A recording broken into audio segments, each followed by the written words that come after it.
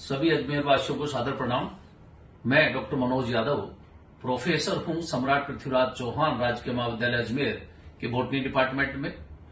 अपने अजमेर का हार्ट आना सागर लेक काफी दिनों से आप लोगों ने देखा होगा, एक जलीय खरपतवार से हमारा आना सागर जूझ रहा है और आना सागर बचाओ अभियान के तहत मैं ये वीडियो आम जन तक एक जन आंदोलन की तरह आना सागर लेक को बचाने के लिए, हमारे अजमेर के हार्ट को बचाने के लिए मैं ये वीडियो आप लोगों के सामने पेश कर रहा हूं। आप सभी जानते हैं कि आना सागर लेक अब जिस तरह से जूझ रहा है, हाईली पॉल्यूटेड हो चुका है, उसके पीछे कारण क्या है?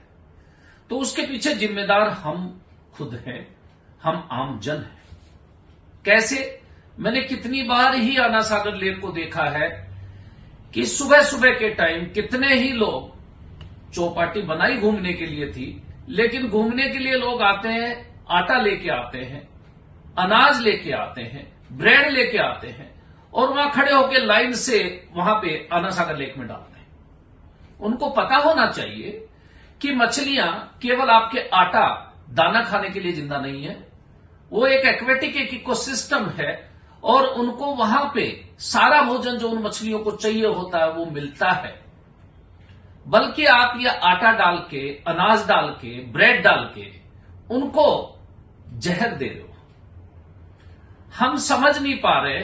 मैं एक बॉटनी का प्रोफेसर हूं, मैं आपको बताना चाहूंगा कि ये आना सागर में जो एक खरपतवार है, जलकुंभी जिसको बार बार हम कह रहे हैं, वो जलकुंभी तो हो गई कम, लेकिन अब जल गोभी जिसको हम जल सलाद भी कहते हैं, वो एक इन्वेजिव स्पीसीज, एक आक्रामक स्पीसीज जिसने जलकुंभी को भी कम कर दिया है, वो बहुतायत से फैली हुई है।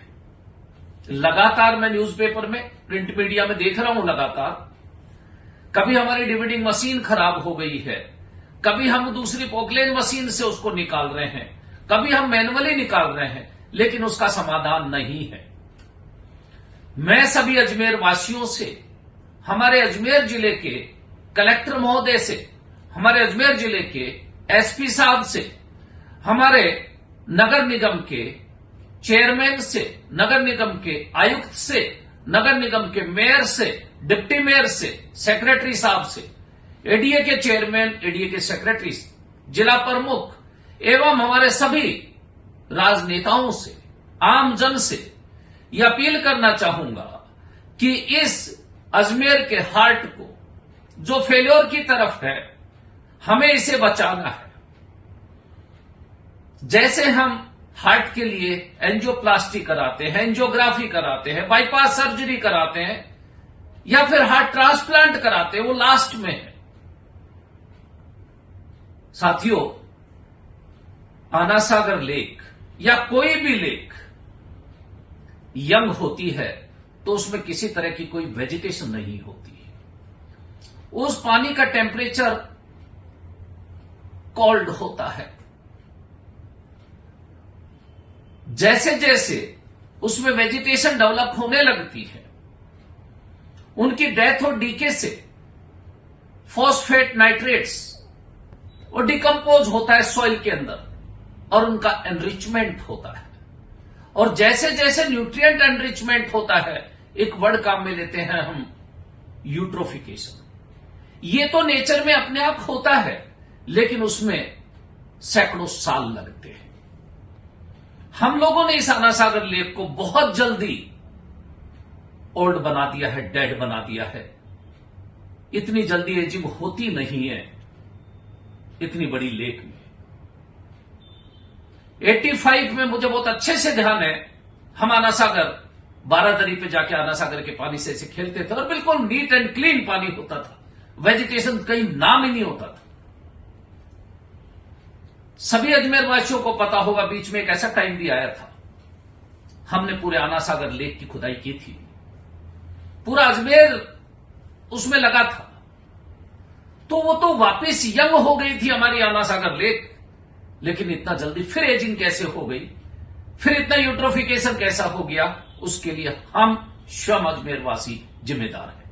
कारण क्या है, हमारे पूरे अजमेर की मैं बात कर रहा हूं, उसके सराउंडिंग जितनी भी कॉलोनीज बस गई हैं, उनका सारा गंदा पानी आना सागर लेक में आता है। हमने सीवेज ट्रीटमेंट लगाया, उसका पानी भी, उसका वेस्ट भी आना सागर लेक में आता है। साथियों, सबसे बड़ा कारण इस आना सागर को पोल्यूटेड करने में, प्रदूषित करने में, ये गंदे नाले हैं। और इन नालों की वजह से, इस पोल्यूशन की वजह से, ये जलकुंभी बहुत सुंदर प्लांट है। और हम लोग, ब्राजील का ओरिजिन अपने यहां का नहीं है, हम लोग इसको, इसकी ब्यूटीफुल लीव्स के लिए, इसके ब्यूटीफुल फ्लावर्स के लिए इसको इंडिया में इंट्रोड्यूस किया था। अब देखना इस फ्लावर को, इस प्लांट को, बहुत ही खूबसूरत लीव्स हैं, बहुत ही खूबसूरत फ्लावर्स हैं। और इसके समकक्ष, ये तो जलकुंभी की बात कर रहा हूं, इसके समकक्ष जलगोभी, जल सलाद जिसको कहते हैं, वो भी बहुत सुंदर है। बिल्कुल ऐसा लगेगा जैसे कैबेज है, पत्ता गोभी है, उसके जैसा लगता है। वाकई फायदे भी हैं उसके लिए बहुत सारे मेडिसिनल यूज भी हैं, लेकिन हमारे आना सागर लेक को बहुत जल्दी सुखा देगा, हमारे हार्ट को फेल्योर कर देगा। साथियों, अभी इसे बचाने की जरूरत है। उपाय क्या है वो भी मैं आप लोगों से बात करूंगा, लेकिन सबसे पहले हम लोगों को एक जन आंदोलन के रूप में लेना पड़ेगा, और उसमें सहयोग चाहूंगा हमारे प्रशासन का, हमारे कलेक्टर साहिबा का।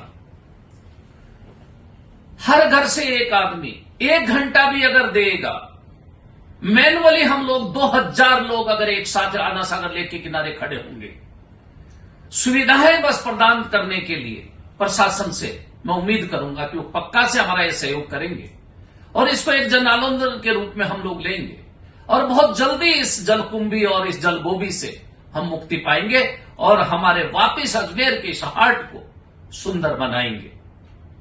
स्मार्ट सिटी के तहत बहुत अच्छा काम किया था, हम लोगों ने चौपाटी बनाई थी, इसके चारों तरफ अजमेर वासियों के घूमने के लिए एक सुंदर दृश्य पैदा किया था।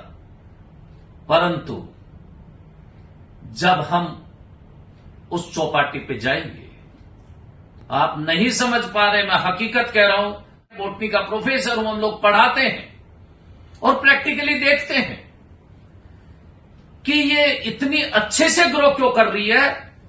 बिल्कुल जितना वाटर पोल्यूटेड होता जाएगा उतनी ही अच्छी ग्रोथ होती है इस जलकुंभी की। मैं अभी दिखाऊंगा, दोनों प्लांट मेरे सामने है, आना सागर से निकाल के मैं लेके आया हूं, ताकि अजमेर वासियों को पता चले जलकुंभी कौन सी है, जलगोभी कैसी है, और ये कैसे ग्रोथ करती है, इतनी जल्दी कैसे ग्रो करती है। सारी बातें मैं आप लोगों के समक्ष रखूंगा।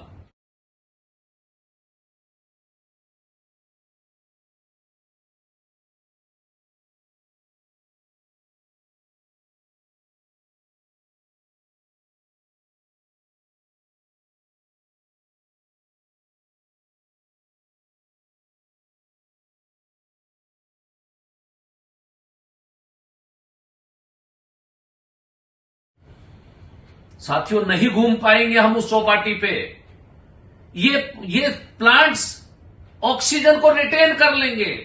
सारी ऑक्सीजन जो पानी के अंदर है, ये प्लांट्स अपने रेस्पिरेशन के लिए ले लेते हैं। ये खुद फोटोसिंथेसिस करते हैं, ऑक्सीजन बनाते, वो तो हम लोगों को मिल जाएगी, लेकिन वाटर के अंदर ऑक्सीजन की कमी हो जाएगी, और इनके डेथ और डीके से, इनके डिकम्पोजिशन के लिए भी ऑक्सीजन की जरूरत पड़ती है। तो पानी में जब ऑक्सीजन नहीं रहेगी तो एक्वेटिक एनिमल्स जिंदा कैसे रहेंगे? अपने आना सागर में जितने भी फिशेज हैं, जिंदा कैसे रहेंगे? नहीं बचेंगे एक्वेटिक एनिमल्स। एक्वेटिक एनिमल्स नहीं बनेंगे तो ये एक्वेटिक इकोसिस्टम इम्बैलेंस होगा, और ये वाकई ये लेक डेथ की ओर जाएगी। हमको बचाना है इसको मरने से, हमको बाईपास सर्जरी करनी है, और उसका उपाय मैं आप लोगों के समक्ष रखना चाहूंगा। अगर ये हम लोगों ने नहीं बचाया, दुभर हो जाएगा आना सागर के किनारे। 3-3, 4-4 किलोमीटर के एरिया में जो लोग रह रहे हैं, नहीं रह पाएंगे, नहीं घूम पाएंगे हम चौपाटी पे। उसके आसपास से भी हमको नाक बंद करके निकलना पड़ेगा, और हमारा ये हार्ट फेल्योर हो जाएगा। साथियों, समय है मैं देख के आया था, कल भी मैंने विजिट करी, आज भी मैं गया था। 4-4 मशीन लगी हुई है, नहीं हो पाएगा उनसे।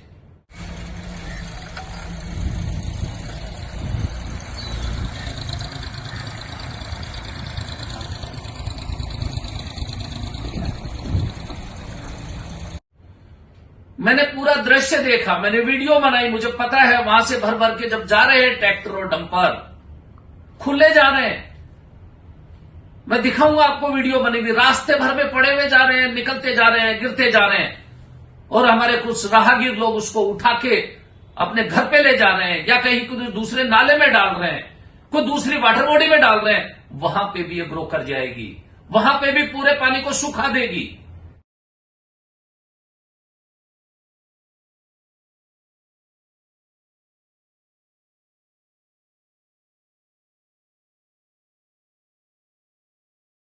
अगर हम लोग इसको नहीं हटाएंगे, बहुत जल्दी रिजल्ट देखना आप। एक इकोलॉजिकल सक्सेशन हम लोग पढ़ते हैं, हाइड्रोशियर। अगर यंग लेक होती है तो इसमें वेजिटेशन के नाम से फाइटोप्लैंक्टन्स नाम की चीजें आती हैं। और अभी मैं आना सागर में, मैंने फोटो ली है, वहां पे तो ऐसी स्टेज आ गई है जो बिल्कुल एक्सट्रीम लास्ट स्टेज होती है, वो स्टेज आ गई है। दलदल में रहने वाले प्लांट्स ग्रो करने लगे हैं, टाइफा जैसे प्लांट वहां दिखने लगे हैं, पॉलीगोनम जैसे प्लांट वहां दिखने लगे हैं। ऐसे प्लांट जो दलदल में रहते हैं वो आना सागर में आने लग गए हैं। इसका मतलब आना सागर लेक हमारी बहुत जल्दी खत्म हो जाएगी अगर हम लोगों ने इसको पॉल्यूशन से नहीं बचाया। मैं बात करना चाहूंगा, आप लोगों का समर्थन चाहूंगा कि सबसे पहले प्रशासन को ये जितने भी नाले आना सागर लेक में आ रहे हैं, उन सारे नाले के पानी को कोई बड़ा एक नाला बना के उसको आना सागर लेक से दूर करें। पहला उपाय यह है, सीवेज ट्रीटमेंट का जो पानी आ रहा है उसको भी इससे दूर करें। साथियों, बारिश आएगी, हम लोग निजात पालेंगे इससे बहुत जल्दी। बारिश आने तक हम लोग निजात पालेंगे, मैं गारंटी से आप लोगों को यह बात कह रहा हूं। सबसे पहला काम ही हमको यह करना पड़ेगा, गंदे नालों को आना सागर में नहीं लाना है, नहीं डालने देना है। उस पानी को आना सागर की जरूरत नहीं है, और ना आना सागर को उस पानी की जरूरत है। अरे बहुत बारिश होती है साथियों, इस बार भी ना जाने क्यों मुझे बहुत दुख हुआ जब आना सागर के पानी को निकाला जा रहा था। क्या कारण था? नहीं हुआ था ओवरफ्लो। उस पानी को 2 से 3 फीट तक उन्हें आना सागर के एरिया को कम कर दिया। वो जो लबालब भरा हुआ था, पानी की आवक लगातार अगर रहती है इसमें बारिश के दिनों में, ना तो एल्गल ब्लूम होता है, जल प्रस्फुटन होता है, ना शैवाली वे प्रस्फुटन होता है। एक शैवाल भी इस तरह का ऑक्सीजन की को कमी करती है, एक्वेटिक एनिमल्स को डेथ कोज करती है। और एक ये जलकुंभ भी, ना जाने किस असामाजिक तत्व ने अपनी इस लेक में ये जलकुंभी को डाला है। आज नासूर बन चुकी है ये जलकुंभी। साथियों, हटाना है, मुश्किल नहीं है। मैं देख के आया हूं, अगर हमारे हर घर से, हर परिवार से एक मानस निकलेगा और वो 1 घंटे काम करेगा, तो हम लोग इससे बारिश से पहले पहले पूरे आना सागर को जलकुंभी से मुक्ति दिलाएंगे। जहां से नाले की आवक है बारिश के पानी की, गंदे पानी की बात नहीं कर रहा हूं, गंदे नाले की बात नहीं कर रहा हूं, बारिश के पानी की जहां से आवक होगी, उनमें हम लोग उस एरिया में सीड्स लगाएंगे, ताकि इसके कोई सीड या इसकी कोई बड या इसका कोई वेजिटेटिव पार्ट आना सागर में प्रवेश ना करे। साथियों, जलकुंभी लगातार मैं अखबार में देख रहा हूं, जलकुंभी तो गिनी चुनी रह गई। मैं ढूंढ ढूंढ के निकाल के लाया हूं, आपको बताता हूं, देखना आप लोग। ये है जलकुंभी, ये है जलकुंभी, ये बहुत खूबसूरत वाला प्लांट, ये है जलकुंभी। आप देखना, ये जलकुंभी है, और इसमें ये कभी भी ये नीचे नहीं जाएगा मरने से पहले। ये पॉकेट्स बनी हुई है, इसमें एयर भरी हुई है, ये बायंसी में हेल्प करती है, इसको तैरने में सहायता करती है। ये इसकी रूट्स है, ये खुद भी हेल्प करती है तैरने में, और ये पॉकेट्स बने हुए ये भी इसको तैरने में हेल्प करते हैं। इतने सुंदर लीव्स हैं, फ्लावरिंग स्टेज में नहीं थी, मैं आपको फ्लावर दिखाता, बहुत ही खूबसूरत फ्लावर्स होते हैं। और ये ब्यूटीफुल लीव्स की वजह से, फ्लावर की वजह से इस एक्सोटिक स्पीसीज को हमने इंट्रोड्यूस किया था इंडिया में। फ्लावरिंग स्टेज में भी आएगी, सीड भी बनेंगे, वो सीड नीचे जाएंगे, जर्मिनेट होकर वापस ऊपर आएंगे, फ्लोटिंग प्लांट है। ये जलकुंभी बहुत कम है, क्यों?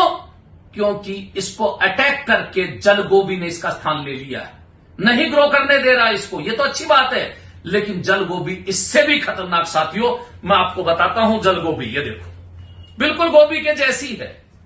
इस प्लांट को देखना आप लोग, ये जलगोभी है और इसके नीचे कितने ही वेजिटेटिव पार्ट। ये एक लीफ वाला पार्ट नहीं है, ये इसका छोटा प्लांट है, बेबी प्लांट। ये अलग होगा, नया प्लांट बनाएगा। दूसरा बेबी प्लांट अलग होगा, नया प्लांट बनाएगा। ये देखो, एक ही प्लांट में कितनी तरह के, आप खुद देखना। ये देखो, ये अलग हुआ, नया प्लांट बनेगा। इससे 10-10 प्लांट बनेंगे, इससे 10-10 प्लांट बनेंगे। ये जलगोभी इस जलकुंभी को भी ग्रो नहीं करने दे रहा। अच्छी बात है, जलकुंभी नहीं हो रही है, लेकिन ये जलगोभी इससे भी खतरनाक है। इसको निजात पाना बहुत जरूरी है। मैं प्रशासन से आग्रह करूंगा, विनती करूंगा, हमारे अजमेर के इस हार्ट को बचा लें।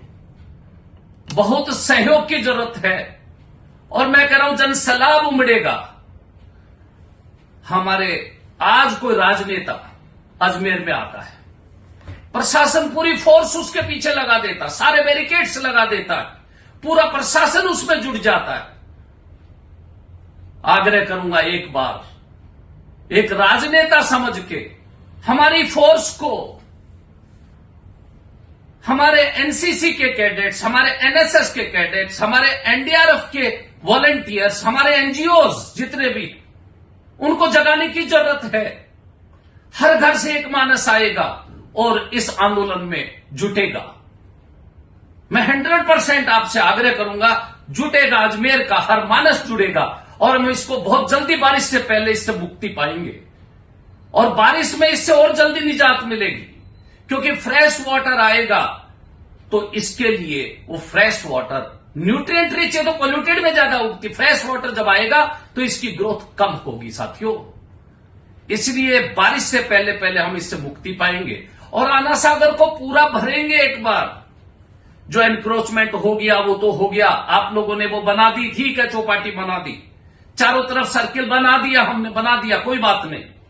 लेकिन जितना एरिया भी बचा है उसको तो बचाना है। नाम रह जाएगा आना सागर लेक, क्रिकेट का मैदान बन जाएगा, ये फॉरेस्ट बन जाएगा, अगर हम लोग अभी इस पे ध्यान नहीं देंगे तो। इसलिए साथियों, आपसे हाथ जोड़ के आग्रह है कि आपको प्रशासन का साथ देना है।